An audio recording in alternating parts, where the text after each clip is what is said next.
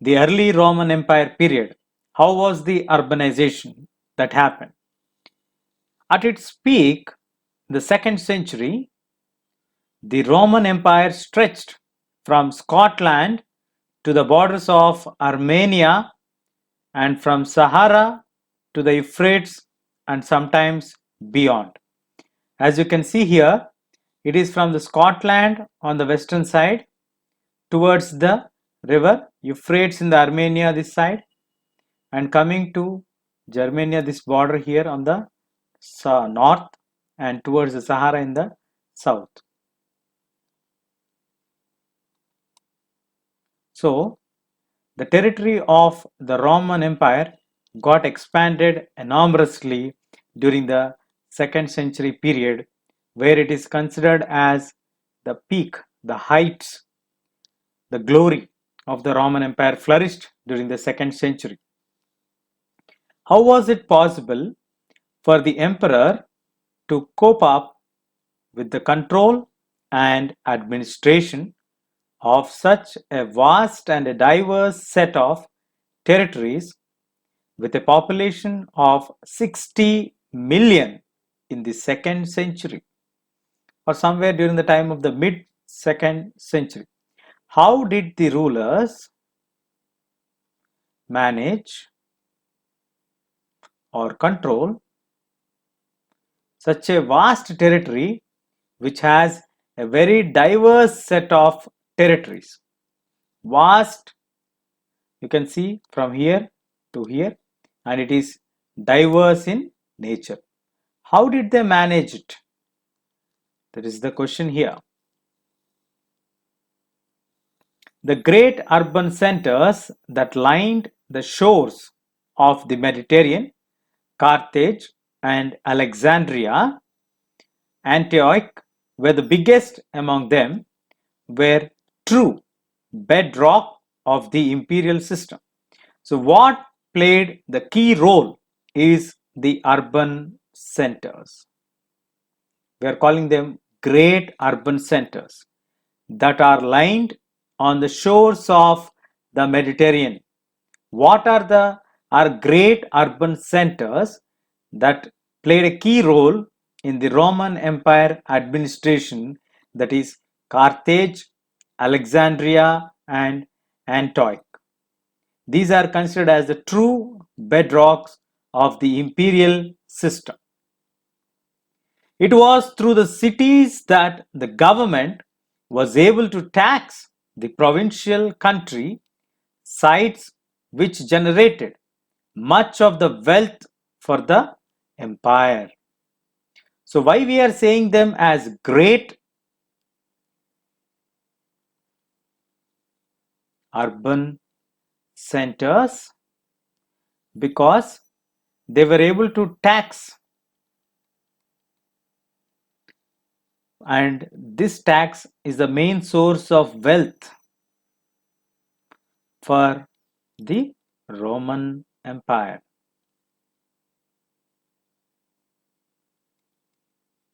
That's why these are considered as great urban centers. What does this mean in the local upper classes actively collaborated with the Roman state in administering their own territories and raising the taxes from them?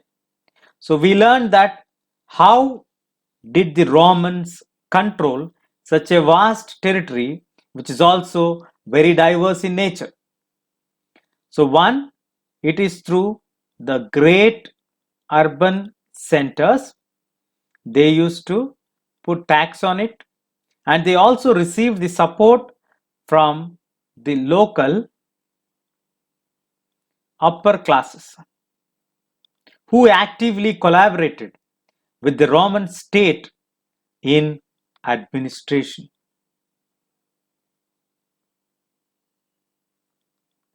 That is the reason why they were able to control such a vast territory and diverse in nature.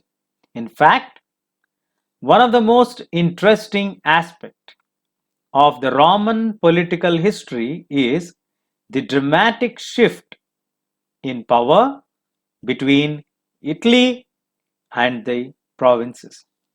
So gradually you can see the power from Italy is being shifted to the provincial regions, and slowly the influence of the Romans got reduced. As we can observe here, it has a very large territory during the 2nd and the 3rd century period for the Roman Empire. So throughout the 2nd and the 3rd centuries, it was the provincial upper classes who supplied most of the cadre that governed the provinces and also commanded the armies. So it was the local or the provincial upper classes who are playing an active role in the 2nd and 3rd century period to govern the provinces and also to command the armies.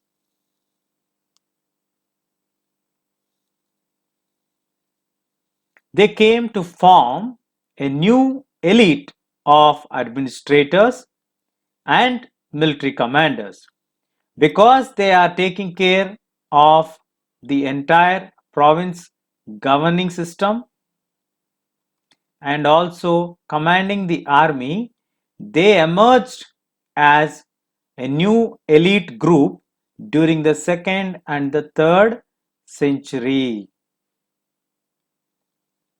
So this made them to become more powerful than the senatorial class because they had the backing up of the emperors. Now, how did they come to these positions of administration and commanding the army? Because they have the backing up of the emperor. Now, the senatorial class is not so effective and powerful as that of the emerged new elite of administrators and military commanders. Now, all this new group emerged during the tenure of the Emperor Gallienus from 253 to 268 AD. He consolidated their rise to power by excluding the senators from military command. Now, how did these provincial classes or provincial upper classes emerge as a new elite in administration? It is because of the steps taken by the Emperor Gallienus, who has excluded the senators from taking the military command. Because of that, the senators were not allowed to take the control of the army. This made a way for the rise of the provincial upper classes to play an active role as administrators and military commanders. We are also told that Gallienus forbade the senators from serving in army and having access to it. He did not allow them to hold any military position or any kind of access to the army. Why did he do this? He wanted to prevent the control of the empire from falling into the hands. Whose hands? The senators' hands. Now, in this module, we can see the rise of the provincial upper classes as administrators and commanders of army. How was this possible? When did this happen? This happened in from 2nd to 3rd century. Who was the emperor at the time? Emperor Gallienus. What did he do that made the provincial upper classes to emerge as a new elite group, he has taken a step, that is, he forbade the senators from serving and also having access in the army. Why did Gallienus do this kind of step, or what made him to take such an aggressive step against the senators? As you can see here, the senators used to question the emperor. They used to be a dominant group. So, in order to prevent the controlling of the empire falling into the higher hands, the senators' hands, he has blocked them, their access to the army positions or control, so that the control of the empire would not fall into the hands of the senators. As we know, the emperor, then comes the senators, then comes the army. If the senators and the army are together, it becomes merely impossible for the emperor to take control back. So he want to break this relation, and he also want to avoid any such kind of tie-ups between the senators and the army. So he has taken a step forbidding them to have any kind of military positions or access to the army, so that it becomes easy for him to control the kingdom, and he can also avoid the controlling of the empire by the senators. To sum up, in the first, second, and the early third centuries, the army and administration were increasingly drawn from the provinces.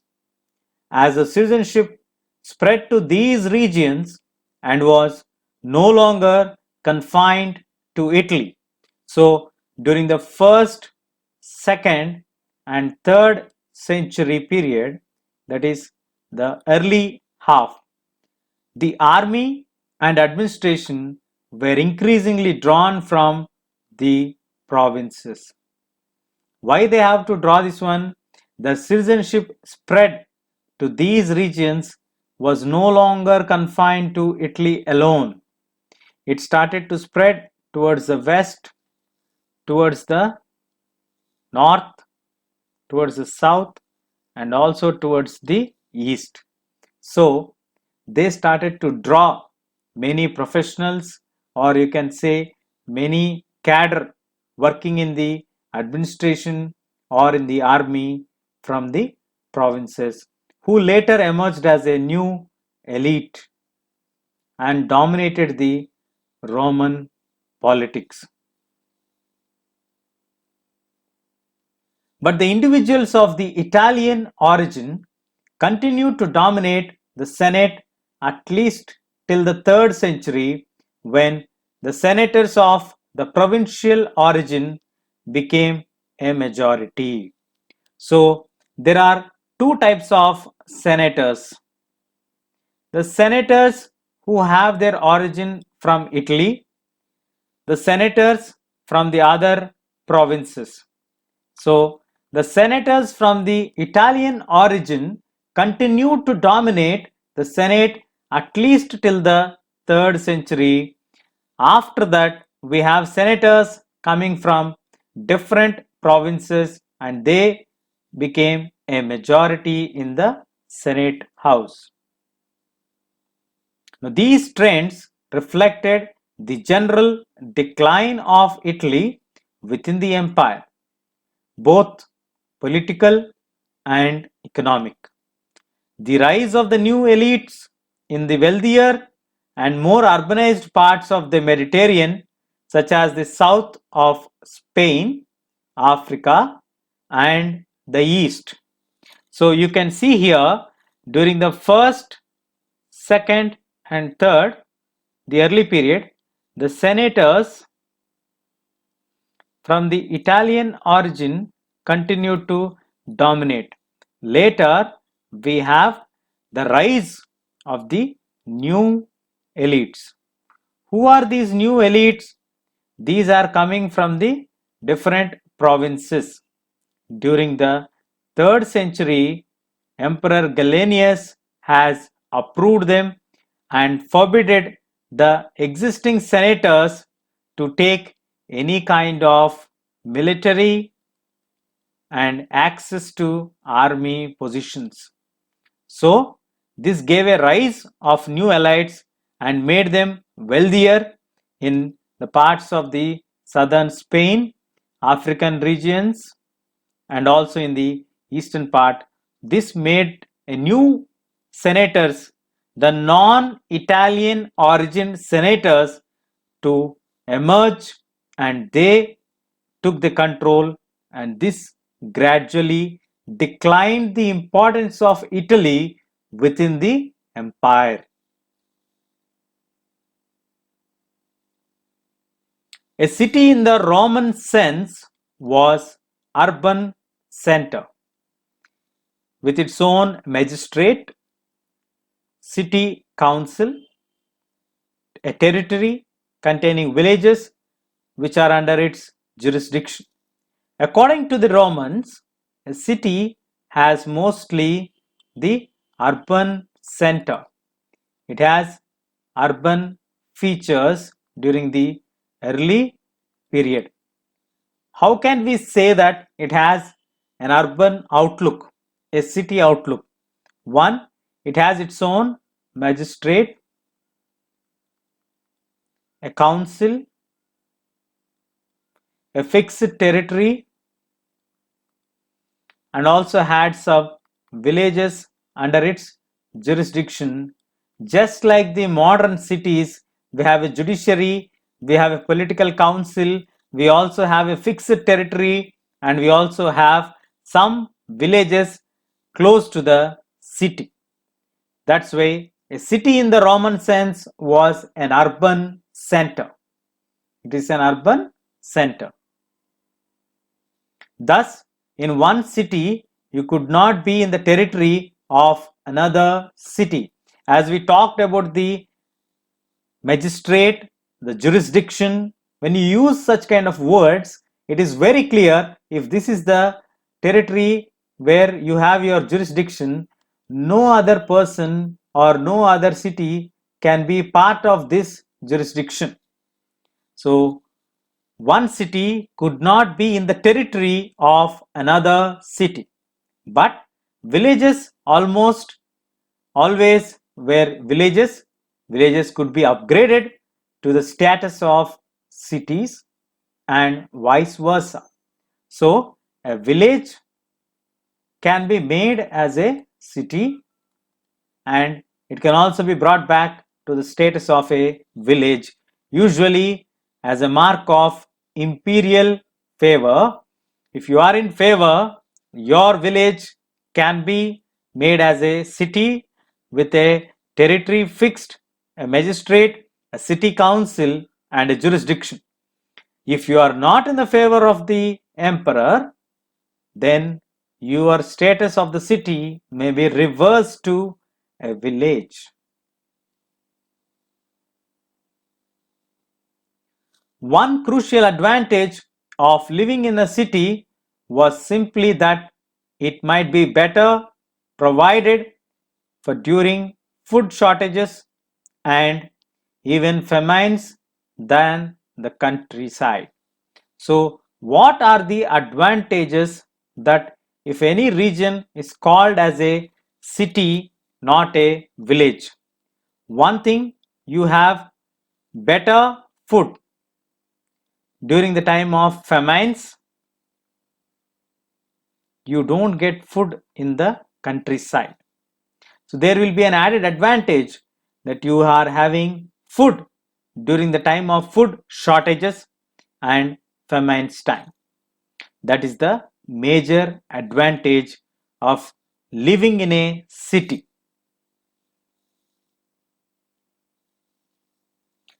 Public baths were strictly a feature of Roman urban life and urban population.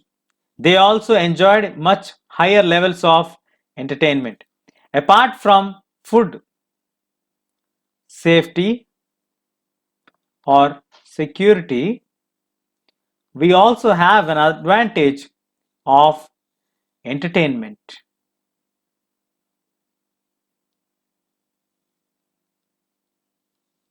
The Romans enjoyed much higher level of entertainment in the Roman urban life. One is food security, second one is entertainment. For example, in one calendar, if you have 365 days in the present calendar, if you take, out of these 365 days, the spectaculars, the shows filled are not less than 176 days of the year.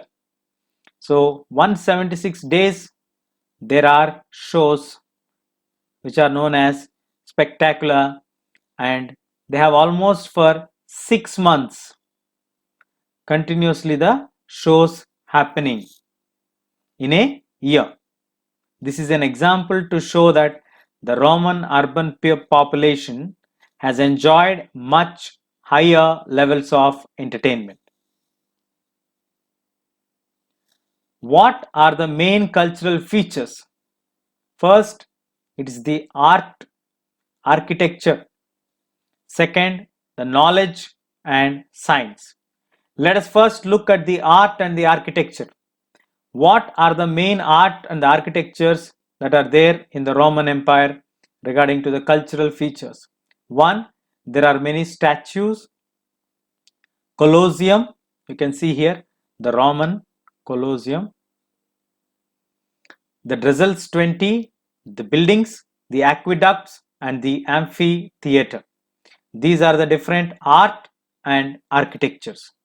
Now, coming to the knowledge and science, we have water milling technology, the plurality of language, hydraulic mining technology, and coming to the languages, Latin, Greek, Coptic, Punic, Armenic, Berber.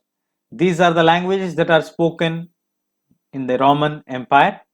And coming to the codes, law codes, the draconian law. Coming to the writers, we have Olympiodorus, Tacitus, Pliny, the natural history, and Strabo. So, main cultural features of Roman Empire in the art and architecture, the statues, Colosseum, Drusus 20, building, aqueducts, amphitheater.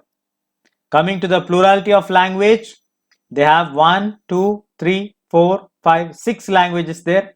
Latin, Greek, Coptic, Punic, Aramaic, Berber. Coming, there is a specific calendar as we discussed in the previous part. There are 160 days in the calendar where the shows are fixed, and there is a law code, that is the draconian law. Writers, Olympiodorus, Tacitus, Pliny, and Strabo. Coming to the science technology part, water milling center and hydraulic mining technology. These are the main cultural features.